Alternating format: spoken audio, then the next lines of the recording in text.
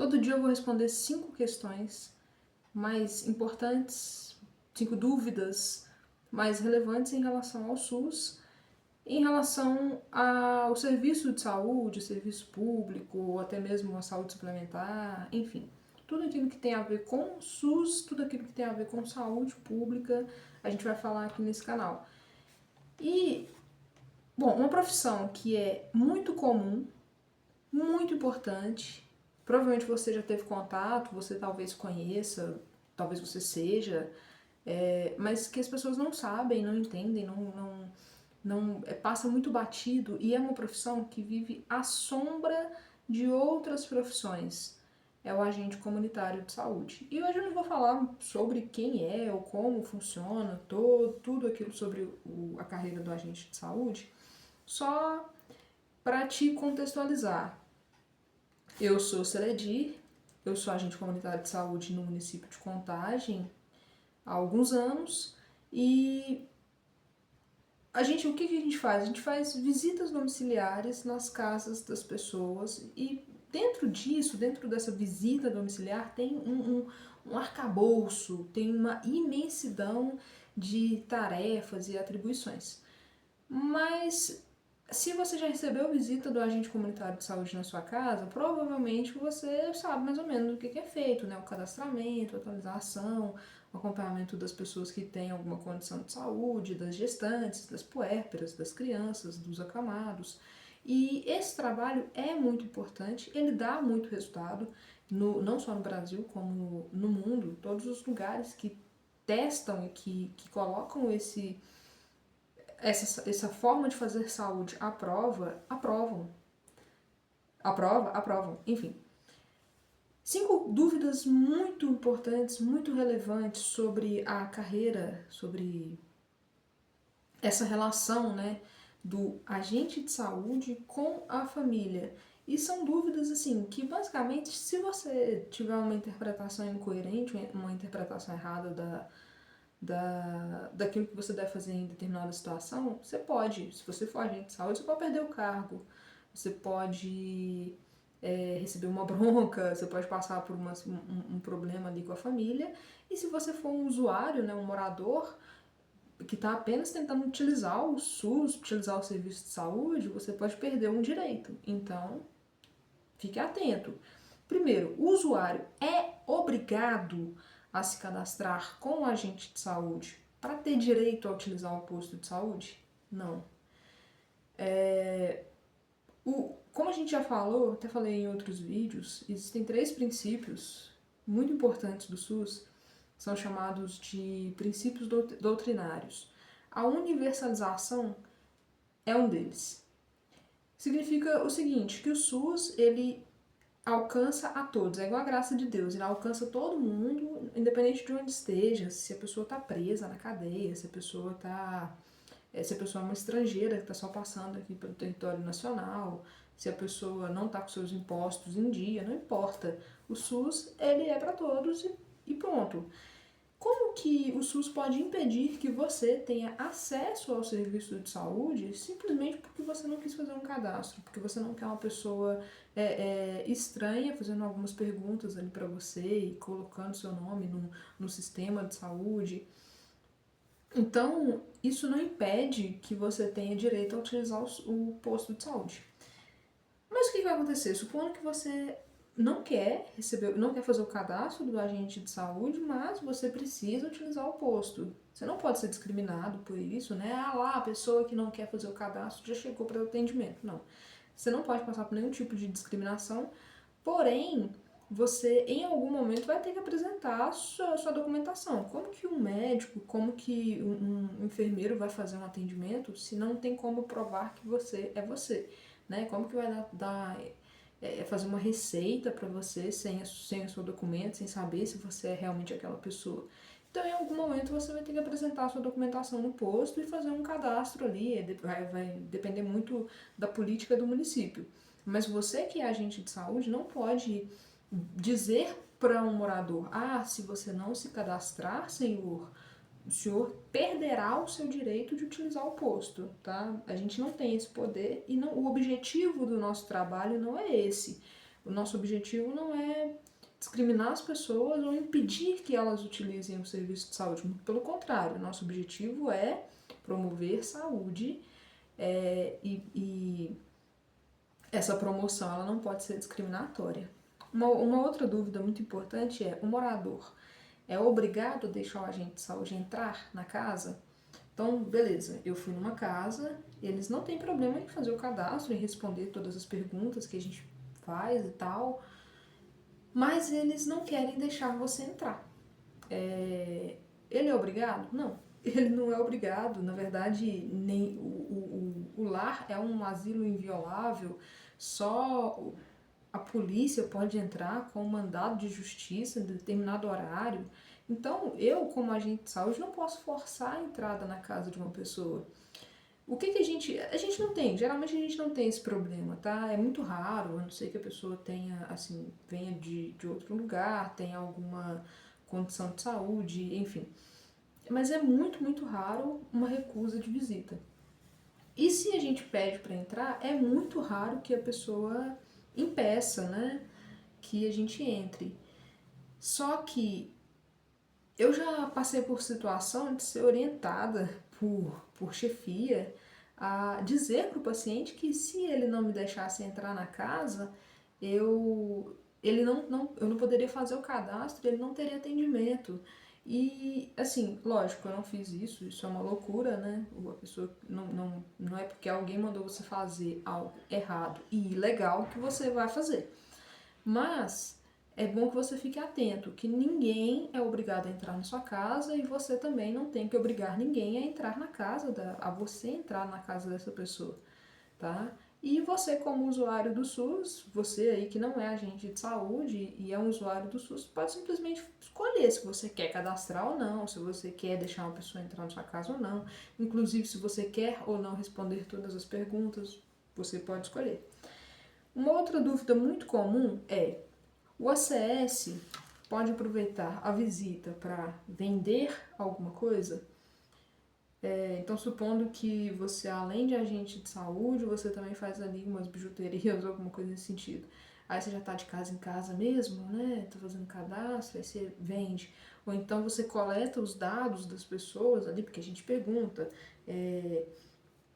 telefone, e a pessoa, se ela quiser, ela pode informar até o e-mail, e aí você utilizar esses dados para fazer um grupo, para vender coisa. Não, você não pode fazer isso. Você está ali como um agente do governo, dentro da casa de uma pessoa, ou mesmo que seja no portão, e o seu objetivo ali é cumprir a lei, cumprir a Lei 11.350, cumprir as determinações da PNAB, e não mais que isso. Então, assim, o que tem a ver aquilo que você está vendendo com o seu objetivo na saúde, né? Com o seu objetivo para com o governo e para com a sociedade, com a comunidade ali enquanto profissional? Nenhum, não tem nenhuma relação. Então você está errado, você não pode fazer isso. Na verdade, não é só na profissão de agente de saúde. Em várias profissões não se pode fazer isso. O médico ou o enfermeiro ou o assistente administrativo, ele não pode utilizar o ambiente de trabalho dele, que tem um objetivo, para vender coisas. Então, você também não pode se aproveitar do cargo que você tem como agente de saúde para vender coisas. E a próxima pergunta é muito parecida, né? A gente pode fazer campanha política?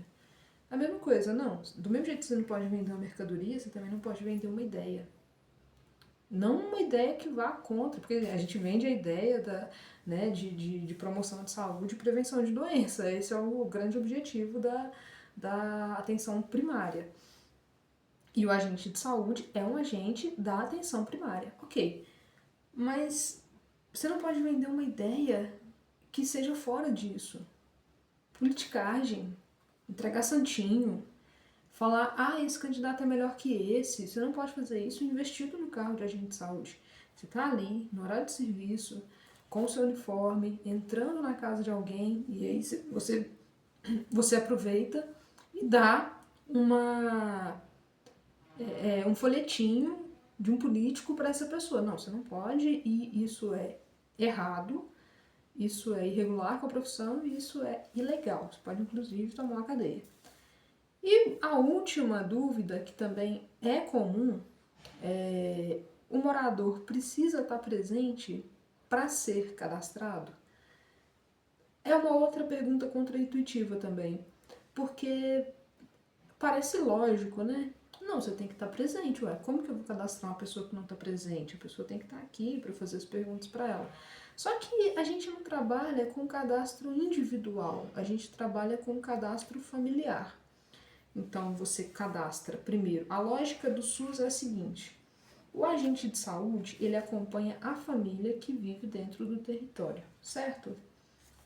Tem ali um território geográfico, que é uma areazinha que a gente tem, que tem as casas onde a gente vai acompanhar. Dentro de cada casa vai ter uma ou mais famílias.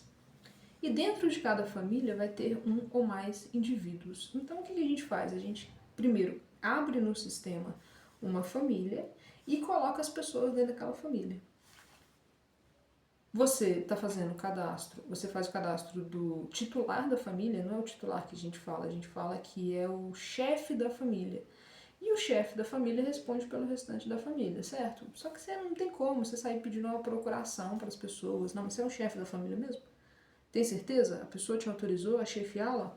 E essa pessoa aqui, ela realmente mora com você? Você está me dizendo isso, mas eu tenho as minhas dúvidas. Talvez essa pessoa não more com você. Assim, não tem como a gente fazer esse trabalho de espionagem. A gente trabalha com confiança, né? Você tem que confiar naquilo que está sendo passado para você. Busque sempre a documentação da pessoa, ver o documento, né? A pessoa está ali, ó, esse aqui é o documento do meu esposo, esse aqui é o documento dos meus filhos. E aí você cadastra essas pessoas dentro daquela família que você abriu, coloca a pessoa que se colocou como chefe da família, que vai responder pelo restante da família, e cadastra os indivíduos, ó, qual que é o parentesco, você vai demarcar tudo isso, faz algum tratamento médico, e aí você vai perguntar um pouco sobre escolaridade, rotina, essas perguntas básicas que a gente faz, e vai, ao longo do tempo, acompanhar essa família. Inevitavelmente, em algum momento, você vai conhecer essas pessoas que moram ali. E como o cadastro hoje é nacional, então a gente sabe onde a pessoa era cadastrada e a gente está puxando ela para o nosso novo cadastro. Então, para o usuário que acha que vai conseguir manter um cadastro num posto, outro cadastro no outro posto, um cadastro no município, outro cadastro no outro município, o cerco é o que eu sempre falo. O Ministério da Saúde e a Receita Federal estão fechando o cerco. Eles colocam cada vez menos possibilidade das pessoas terem mais de um cadastro. Então, se eu faço um cadastro de um morador aqui no município de Contagem e essa pessoa morava, sei lá, em qualquer outro lugar do Brasil, pode ser Recife, pode ser até mesmo dentro de Contagem em outro endereço, cara, não importa. Eu tô puxando essa pessoa pra cá, o agente de saúde de lá vai ver que essa pessoa saiu de lá, e aí se houver alguma inconsistência, ele vai chegar lá e falar, mas você tá morando lá, ciclano? Você tava morando aqui? Não tem como manter, né, essa duplicidade. Então busque a documentação, confie na palavra do morador. É assim que a gente precisa trabalhar. Porque não tem como a gente exigir a presença de todas as pessoas na casa. O marido saiu para trabalhar, o filho saiu para estudar. Busque uma pessoa maior de idade que vai responder ali pela família e faça tanto o cadastro quanto as visitas, as atualizações com essas pessoas. É o que dá para fazer, né?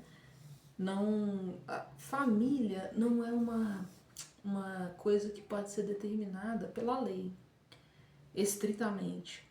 Família é como as pessoas se identificam, as pessoas que vivem dentro de um ambiente, né, dentro de uma casa, tem parentescos muitas vezes confusos, podem ser um pouco confusos, então você não pode determinar que o pai necessariamente vá morar com os filhos e morar com a esposa, porque tem outras formas de construção familiar. E aí, de qualquer forma, alguém vai ter que responder por aquela família diante do cadastro que a gente está fazendo. E só para acrescentar um pouco mais, o cadastro feito pelo agente de saúde, ele não é um cadastro do posto. Ele é usado no posto, lógico, né? A gente trabalha no posto e tal, mas é um cadastro do governo federal. Você tem liberdade para aceitar ou não ser cadastrado pela agente de saúde, mas isso não impede que você utilize o serviço de saúde. Isso só impede, se você não quiser se cadastrar, que você tenha o acompanhamento do agente de saúde, porque não tem como. Como que eu vou acompanhar uma família que não se cadastrou? Você não é obrigado a se cadastrar. E você não é obrigado a,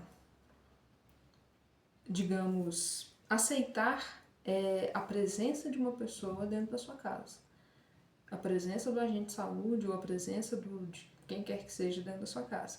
Então, quando a gente vai entendendo um pouquinho melhor a legislação, vai desmistificando esses mitos, né? Ai, o morador não estava. Ah, a pessoa não me deixou entrar. Ah, tem coisas que não tem como. A gente trabalha da forma como nos orientam, mas a gente trabalha primeiro e principalmente respondendo à lei. E a lei diz que é dessa forma que eu falei para vocês.